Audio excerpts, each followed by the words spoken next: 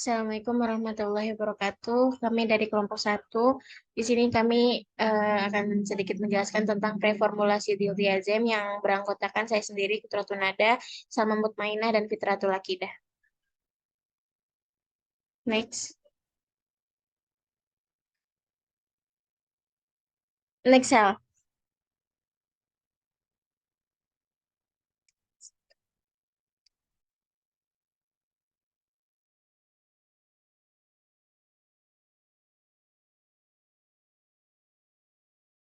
Jadi, preformulasi ini adalah langkah awal dalam membuat sediaan yang itu bertujuan untuk menghasilkan informasi yang berguna bagi formulator dalam mengembangkan bentuk sediaan yang stabil dan ketersediaan hayati yang dapat diproduksi dalam skala besar. Studi preformulasi awal ini mempelajari sifat fisik dan kimia senyawa dengan sasaran pemilihan formulasi sediaan dalam komposisi yang optimal.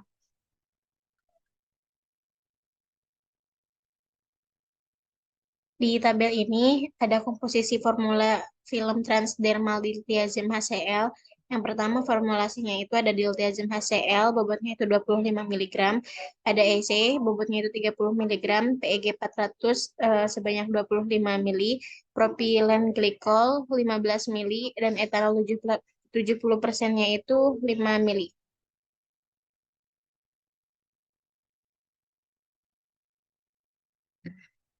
Alasan pemilihan bahan ini yang pertama ada diltiazem ini. Permasalahan yang pertama itu setelah pemberian oral, diltiazem HCl mengalami metabolisme lintas pertama di hepar yang cukup ekstensif sehingga bioavailabilitas absolutnya hanya 40% dengan variasi individual yang sangat besar dan waktu paruh eliminasinya 3 sampai 5 jam, dan penyelesaiannya dari permasalahan yang didapatkan sehingga dibuat film transdermal untuk menghindari metabolisme lintas pertama ini dihepar dan memungkinkan ketersediaan hayati obat yang lebih besar. Alasan pemilihan bersifat hidrofilik dan lipofilik, dan bahan tambahan yang digunakan juga rata-rata bersifat hidrofilik. Yang kedua ada etil selulosa. Permasalahannya di sini kekurangan etil selulosa ini adalah tidak semua obat dapat dilebaskan dalam matriks, dan penyelesaiannya oleh karena itu untuk memperbaiki pelepasan obat, maka ditambahkan bahan tambahan yang bersifat hidrofilik, dan rata-rata bahan yang digunakan pada sediaan ini adalah bersifat hidrofilik. Alasannya karena etil selulosa dipilih karena memiliki sifat tidak menyebabkan alergi, tidak beracun, dan tidak menimbulkan iritasi, dan membentuk barir film yang kuat sehingga menghasilkan bentuk film yang baik, dan etil selulosa bersifat polimer hidrofobik yang inert dan kurang toksik, stabil dalam penyimpanan, dan memiliki sifat compressibilitas yang baik. Yang ketiga ada propilen glikol. Permasalahannya ini sangat higroskopis dan penyelesaiannya tingkat kelembapan udara pada kisaran 45% sampai 65% sebagai tingkat yang ideal, dan suhu ideal tersebut ada pada zat aktif yang digunakan suhu minus 25 derajat Celcius dan kelembapan relatif 55 kurang 10 kurang lebih 10%. Dan alasan pemilihannya ini karena propilen glikol memiliki stabilitas yang baik pada pH 3 sampai 6. Propilen glikol merupakan bahan dengan viskositas tinggi sehingga dapat mempertahankan stabilitas gel. Gugus OH pada molekul propilen glikol dapat berikatan dengan hidrogen dengan rentan CMCNA membentuk molekul yang lebih besar sehingga meningkatkan viskositas si propilen glikol ini. Selanjutnya ada etanol 70%. Permasalahannya kelarutan etanol larut pada semua pelarut organik, sedangkan zat aktif tidak larut dalam pelarut organik. Penyelesaiannya menambahkan, dan emulgator yang digunakan pada sediaan ini adalah kombinasi antara HPMC dengan etil selulosa karena emulgator juga suka air, suka akan minyak atau lemak, dan sesuai dengan sifat bahan aktif yang digunakan. Untuk alasan pemilihannya ini karena etanol tergolong dalam alkohol yang dapat berfungsi sebagai pembawa, pelarut, dan bahkan peningkat penetrasi bahkan obat ke dalam eh, stratum corneum pada sistem penghantaran transdermal. Dan yang terakhir itu ada PEG yang bersifat higroskopik. Permasalahannya dan penyelesaiannya ini tingkat kelembapan udara pada kisaran 45% sampai 65% sebagai tingkat yang ideal, dan suhu ideal tersebut ada pada zat aktif yang digunakan suhu minus 25 derajat dan kelembapan relatif 55 sampai kurang lebih 10%.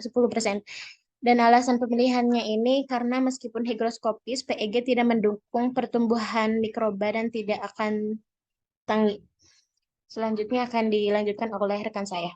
Tipe fisikokimia. Yang pertama ada bahan diltiazem, pemberian serbuk kecil, putih, tidak berbau, melebur pada suhu 210, disertai peruraian.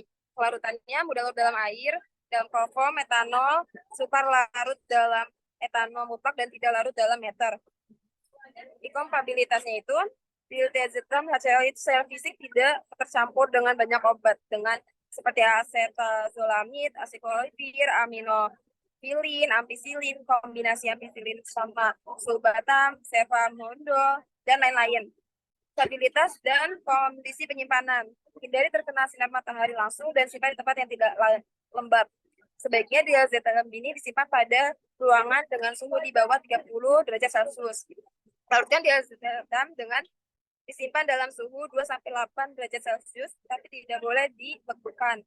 Selanjutnya ada esetil selulosa. Ini pemberiannya tidak berwarsa, mudah mengalir, serbuk berwarna putih. Kelarutannya memiliki kelarutan yang praktis, dalam gliserin, propilen glikol, dan air. Inkompatibilitasnya dapat berubah warna menjadi coklat jika bereaksi dengan senyawa yang mengandung gugus amin primer. Selanjutnya ada stabilitas dan kondisi penyimpanan. Memiliki stabilitas yang baik larut dalam air dan biokompatibel dalam berbagai plastis, sehingga dapat menghasilkan film yang fleksibel. Selanjutnya ada PEG. Ini pemberiannya bentuknya cair, umumnya itu jernih dan berkabut. Cair kental, tidak berwarna. Larutannya bentuk cair, ini bercampur dengan air. Bentuk padat, mudah larut dalam air, dalam aseton, dan metanol. Selanjutnya inkompatibilitasnya PEG cair dan padat, inkompatibilitas dengan beberapa berwarna. Aktivitas antibakterial, ini terutama penisilin dan bentazitrin dapat menurun kalau misalkan menggunakan PEG sebagai basisnya. Selanjutnya ada stabilitas dan kondisi penyimpanannya. Secara kimiawi, PEG ini stabil di udara dan dapat dalam larutan. Meskipun higroskopis, PEG itu tidak mendukung pertumbuhan mikroba dan tidak akan pengik. Selanjutnya ada propilen glikol. Ini pemberiannya cairan kental, jernih, tidak berwarna. Selanjutnya kelarutannya memiliki kecenderungan yang baik dalam air, etanol 95%, aseton dan kloroform itu tidak bercampur dengan minyak lemak. Ada inkompatibilitasnya itu minyak lemak inkompatibil dengan reagen, namanya reagen pengoksidasi seperti potasium. Selanjutnya yang terakhir, ini ada stabilitas dan kondisi penyimpanan. Propilen glikol ini memiliki stabilitas yang baik pada pH 2-6. Propilen glikol merupakan bahan dengan viskositas yang tinggi, jadi dapat dipertahankan stabilitas gel. Next. Nah, yang terakhir ini ada etanol, 70%, cairannya mudah menguap, jernih, tidak berwarna, bau khas, menyebabkan rasa terbakar pada lidah. Nah, ini bisa bercampur dengan air dan praktis bercampur dengan semua pelarut organik. Aluminium material oksidasi alkali garam. Bisa disimpan itu di dalam wadah tertutup, rapat di tempat yang kering dan berventilasi yang baik. Jauhkan dari panas tentunya ya, dari sumber api, lindungi dari cahaya. Selanjutnya ada metode pembuatan. Untuk pembuatan film transdermal diltiazem HCl.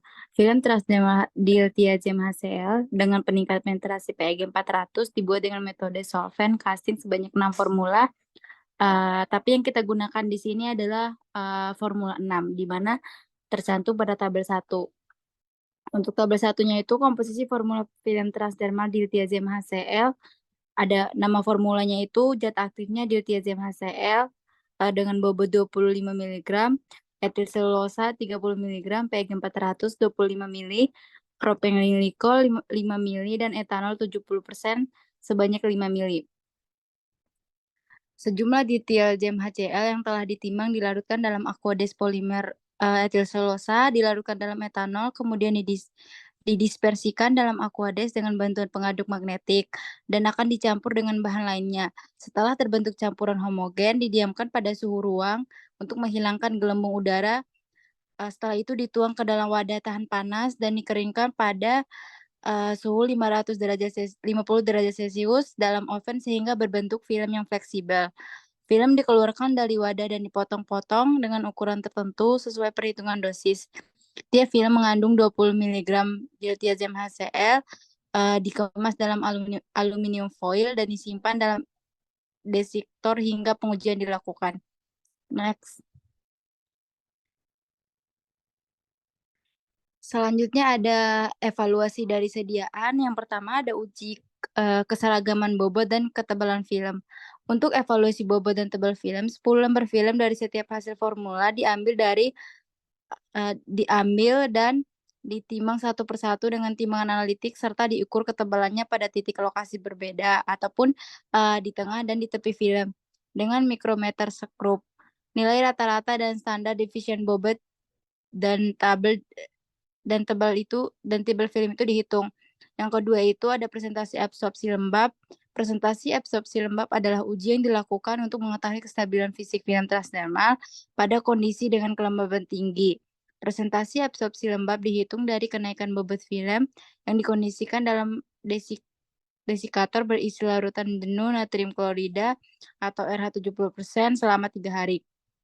Yang ketiga ada uji ketahanan terhadap pelipatan. Ketahanan pelipatan film ditentukan dengan pengulangan pelipatan film dari setiap formulasi pada lokasi yang sama sehingga tersebut itu film itu sobek. Jumlah pelipatan film dapat dilipat pada tempat yang sama tanpa mengalami sobek merupakan nilai ketahanan pelipatan. Yang keempat itu ada penetapan kandungan obat dalam film. 1 lembar sediaan film transdermal dithiazem HCl dilarutkan dengan daperfosfat dengan pH 7,4 dalam labu ukur 250,0 mili. Jumlah diltiazem HCl yang terkandung dalam film ditentukan dengan spektrofotometri pada maksimum 236 nanomikro. Rata-rata yang kandungan obat dari 3 lembar film dapat dihitung. Next. Selanjutnya ini merupakan hasil dan pembahasan dari pembuatan film transdermal HCl ya. Yang pertama itu ada tabel kandungan zat aktif film transdermal diltiazem HCl dengan peningkatan penetrasi PEG 400. Itu merupakan 6 formula yang kita gunakan, tetapi pada kelompok ini digunakan hanya 1 formula, yaitu formula 6, di mana kandungan zat aktifnya itu 100%, kurang lebih dari 0,22. Untuk 6 formula transdermal diltiazem HCl dengan kombinasi polimer polinglikol dan etil selulosa dan peningkat penetrasi PEG 400 ini menghasilkan karakter film yang bobotnya seragam atau simpangan baku relatif kurang dari 6%.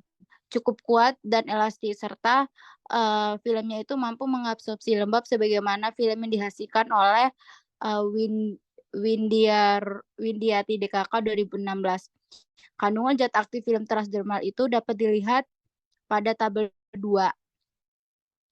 Tiap formula film memenuhi ketentuan kandungan zat aktif dalam Farmakope Indonesia edisi 6, yaitu sekitar rentangnya itu 85 sampai 115%, yaitu menurut Depkes RI 1995. Hal ini menunjukkan bahwa pada proses pembuatan film transdermal ini, zat aktif diltiazem HCl-nya ini telah terdistribusi rata-rata homogen. Untuk gambar pertama itu ada hasil uji permesi selama 6 jam film transdermal dithiazem HCl dengan peningkat penetrasi PEG 400. Terdapat peningkatan jumlah obat yang berpenetrasi melewati membran seiring dengan peningkatan jumlah PEG 400 sebagai peningkat penetrasi. Hal ini merupakan sebagai gambaran efektivitas PEG 400 sebagai peningkat penetrasi. Tidak ada perbedaan dari tabel 2, yaitu dari mulai formula 1 sampai formula 6. Sekian dari kelompok kami. Kurang lebihnya mohon maaf. Billahi fisabilil haq, fasabiqul khairat. Wassalamualaikum warahmatullahi wabarakatuh. Waalaikumsalam warahmatullahi wabarakatuh.